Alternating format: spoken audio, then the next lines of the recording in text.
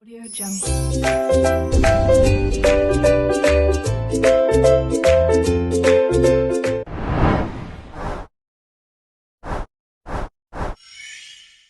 Assalamualaikum warahmatullahi wabarakatuh. Saya Miss Yanggina Silvi akan menjelaskan tentang efektivitas penjajaran sosial dalam memitigasi penyebaran COVID-19, analisis pemodelan.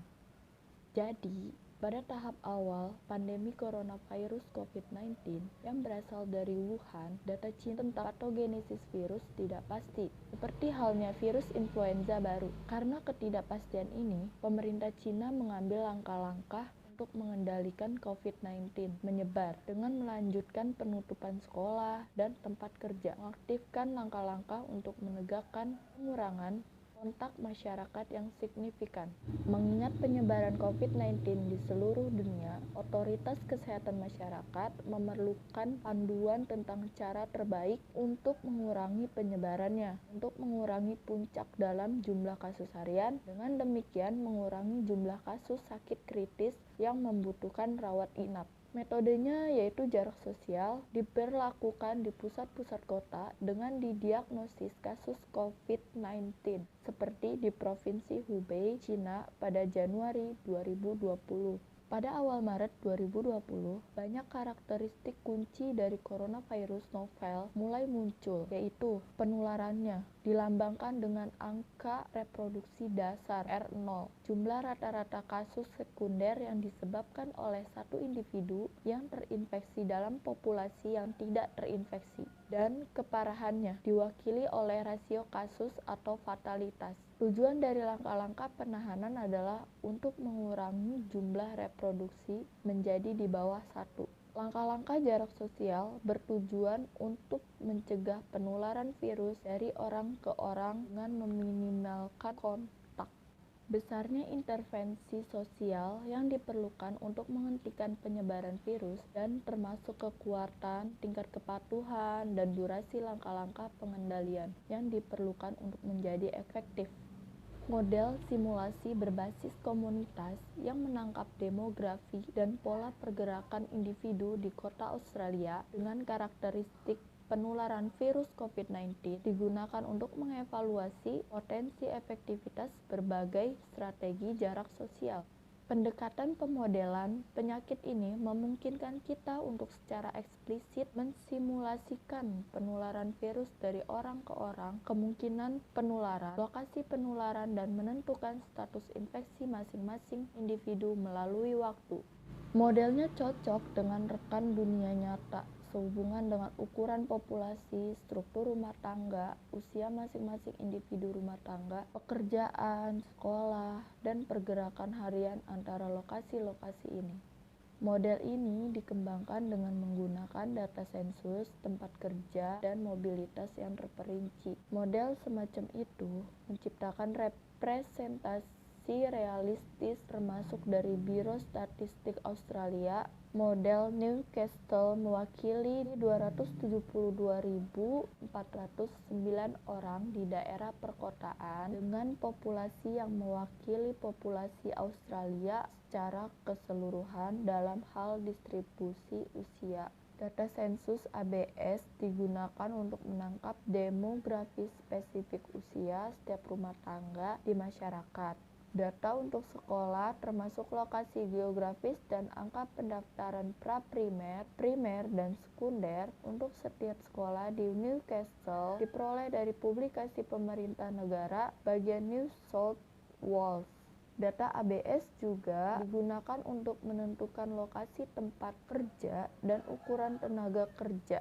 Data ini digunakan untuk menghasilkan model yang menangkap pergerakan dan pola kontak individu setiap hari. Pengaturan parameter model simulasi untuk mencerminkan karakteristik transmisi epidemi COVID-19 ditentukan melalui kalibrasi untuk mewakili wabah yang tidak dikurangi dengan jumlah reproduksi dasar R0 sekitar 2 Output model yang diperoleh dengan menjalankan perangkat lunak simulasi selama durasi wabah penyakit menular memberi riwayat infeksi pada setiap individu dalam komunitas model. Data yang dihasilkan dengan menjalankan model simulasi perangkat lunak menyediakan data pada tingkat pertumbuhan dalam kasus, besarnya jumlah puncak kasus, dan dampaknya yang dihasilkan pada sistem rumah sakit, waktu untuk mencapai puncak dan durasi wabah. Parameter transmisi digunakan untuk memodelkan kemungkinan penularan COVID-19 setelah kontak antara individu yang rentan dan yang menular, yaitu pasangan individu dalam keadaan menular I dan satu dalam keadaan rentan S. Karakteristik transmisi COVID-19 adalah nomor reproduksi dasar R0 dari 2, periode inkubasi rata-rata 5 hari dari infeksi hingga munculnya gejala, periode laten rata-rata 4-5 hari dari infeksi menjadi infeksi, periode infeksi rata-rata 3 hari, hari pertama tanpa gejala, dan tingkat asimptomatik 20%, yaitu 20% dari orang yang terinfeksi tidak menunjukkan gejala dan tidak diklasifikasikan sebagai kasus.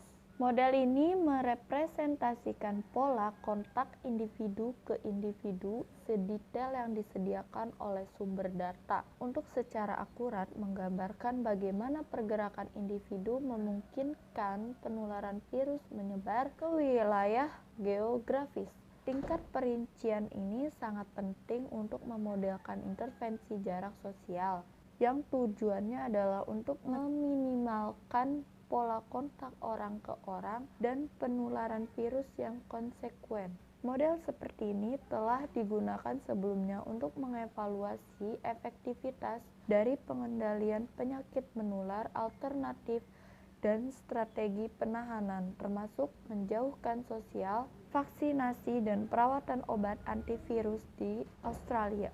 4 langkah jarak sosial yang tersedia untuk otoritas kesehatan yaitu 1. Penutupan sekolah, 2. Penutupan tempat kerja dan tidak hadir, 3. Isolasi kasus, dan 4. Mengurangi kontak di seluruh masyarakat. Penutupan sekolah, siswa hanya memiliki kontak dengan anggota rumah tangga pada siang hari dan juga memiliki kontak di masyarakat. Tidak hadir di tempat kerja, 50% dari semua orang di tempat kerja tidak hadir, memiliki kontak di rumah di siang hari, dan masih memiliki kontak di komunitas yang lebih luas. Meningkatnya isolasi kasus di rumah, yaitu 90% orang dewasa dan 100% anak-anak mengundurkan diri ke rumah karena mengalami gejala-gejala dan hanya memiliki kontak dengan anggota keluarga. Pengurangan kontak komunitas, kontak di komunitas yang lebih luas berkurang hingga 30%. Mengevaluasi penguatan langkah-langkah ini dengan meningkatkan ketidakhadiran di tempat kerja hingga 90% dan mengurangi kontak masyarakat hingga 50% atau 70%. Tujuan intervensi jarak sosial dalam situasi saat ini adalah untuk memperlambat penularan dan mengurangi tingkat pertumbuhan dalam jumlah kasus. Pengurangan tertinggi dalam tingkat serangan infeksi dicapai dengan aktivasi cepat dari semua intervensi jarak sosial yang tersedia dan dengan tingkat kepatuhan tertinggi. Penggunaan intervensi jarak sosial dengan 90% tidak hadir di tempat kerja dan pengurangan 70% dalam kontak di seluruh masyarakat menghasilkan pengurangan tingkat infeksi dari 66% menjadi kurang dari 1%.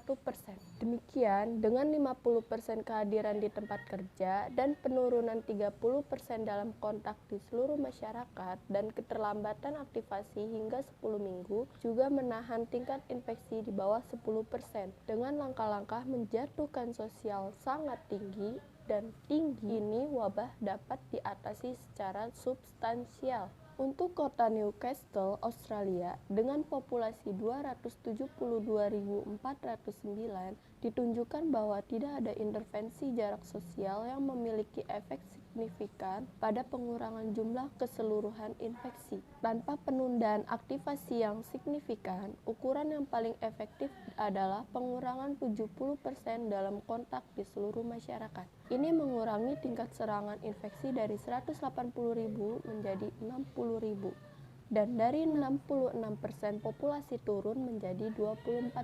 Pengurangan kontak masyarakat yang lebih rendah sebesar 50% dan 30% ditemukan kurang efektif. Ukuran yang paling efektif dalam peningkatan isolasi kasus dengan 100% anak-anak dan 90% kepatuhan orang dewasa untuk mengurangi jumlah keseluruhan infeksi dari 180.000 menjadi 85.000 dan dari 66% populasi menjadi 31%.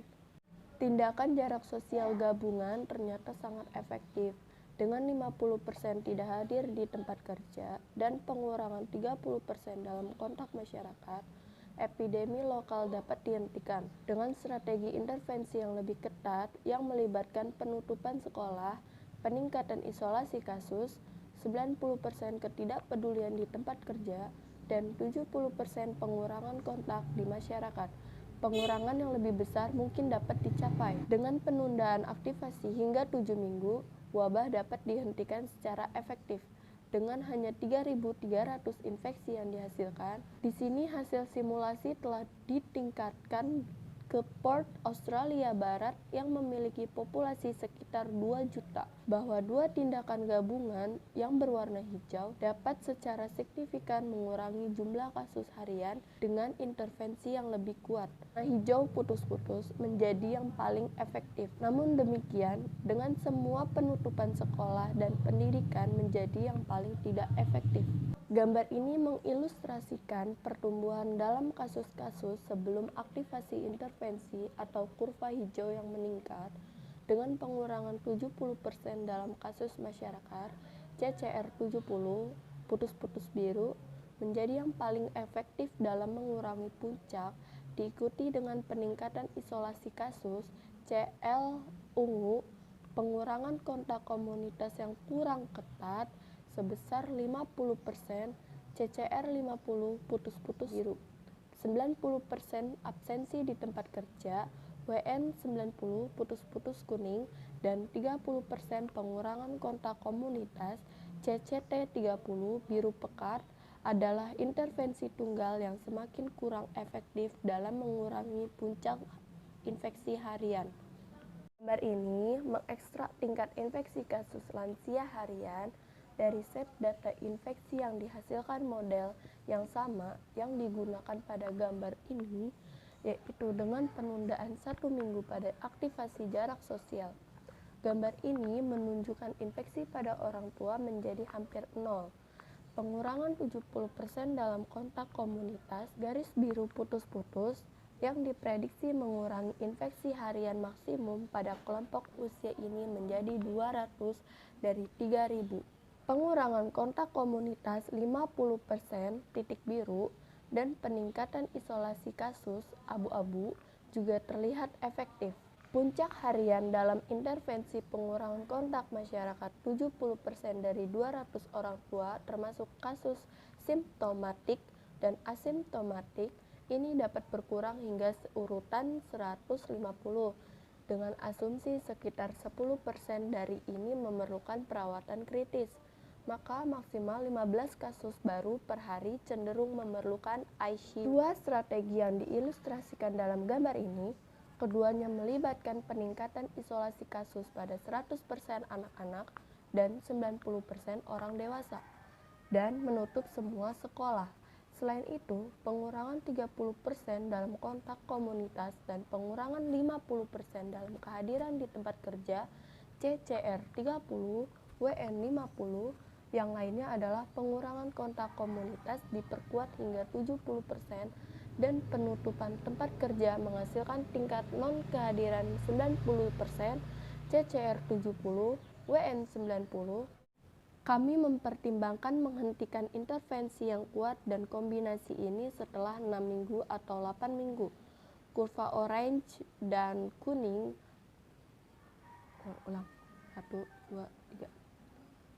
Kurva orange dan kuning menutupi kurva biru gelap dan abu-abu pada pertama dari minggu 11. Kurva biru pucat menunjukkan pola kasus sehari-hari tanpa jarak sosial yang melibatkan kasus simptomatik dan asimptomatik. Keempat skenario memprediksi peningkatan cepat dalam kasus harian setelah intervensi berhenti. 6 atau 8 minggu setelah aktivasi di bawah kuat, CCR berkurang 30% dan WN 50%. Dan sangat kuat, CCR berkurang 70% dan WN 90%. Social distancing dapat dilihat bahwa jumlah kasus meningkat lagi, seperti yang kita harapkan. Dengan intervensi yang sangat kuat, abu-abu dan kuning memiliki kurva epidemi yang lebih rata dan lebih panjang. Sekian penjelasan dari saya. Kurang lebihnya mohon maaf. Kalau ingin ditanya silakan komen di bawah. Jangan lupa like dan subscribe. Bye. Assalamualaikum warahmatullahi wabarakatuh.